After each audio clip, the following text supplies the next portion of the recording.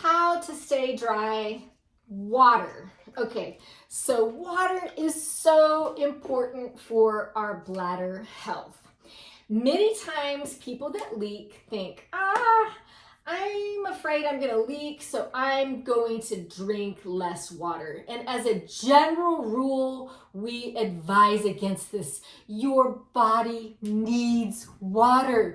We need water to function. All of our organs and all of our systems need water.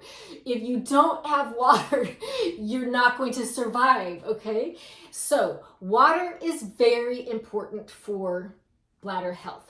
There are different guidelines out there that tell you how much you should drink. That really does vary person to person.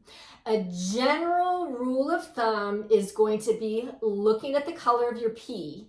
And if that pee or urine is very light yellow or almost clear, it's not cloudy, it doesn't have a strong smell, that's a good sign that you're probably drinking enough water.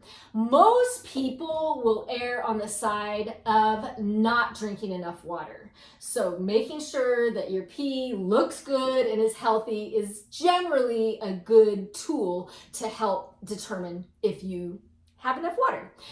On the flip side, there are people that are drinking too much water.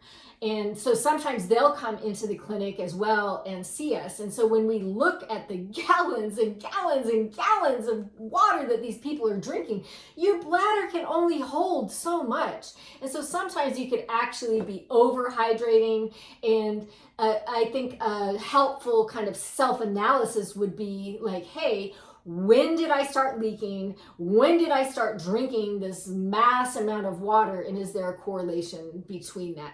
A urologist is the healthcare provider that is they can do testing and they can help to determine more about exactly how much water you should be drinking. But those are two general rules of thumb.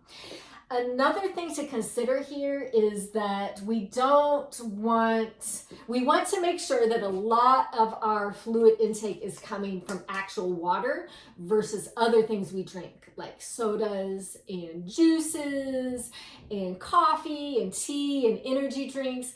I'm not saying not to drink these things because I know that they bring joy to our lives and that they're an important part of intake for a lot of people, but start to kind of be a detective.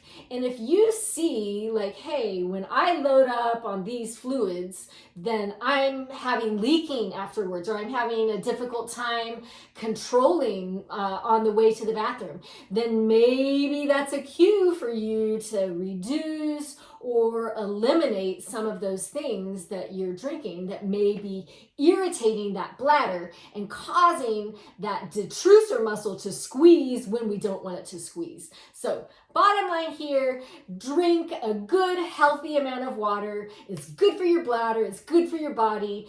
Don't drink too much, and consider other non-liquids that you're drinking that may be contributing to leaking.